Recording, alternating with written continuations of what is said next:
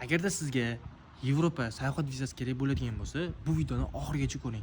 Hech qanday konsalt firmalarsiz va tur agentlarsiz bemalol o'zingiz Ispaniya sayohat vizasini qo'lga kiritishingiz mumkin. Buning uchun sizdan bu yoq qismdagi ma'lumotlar kerak bo'ladi, ya'niroq dokumentlar kerak bo'ladi. Ushbu dokumentlar orqali siz bemalol o'zingiz hech qanday konsalt firmalarsiz hujjat topshirishingiz va vizalarni qo'lga kiritishingiz mumkin.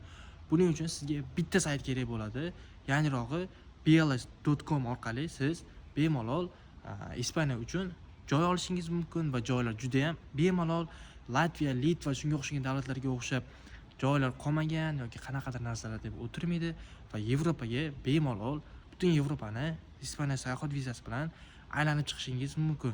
Lekin bitta e'tibor beradigan tarafimiz shundaki, Ispaniya sayohat vizasini oldingizmi, birinchi bo'lib Ispaniyaga uchishingiz kerak bo'ladi Yevropa davlatlarida ichida. Agar mabodo siz Ispaniya sayohat vizasi bilan birinchi Latviyaga uchadigan bo'lsangiz, Schengeningizga X uriladi.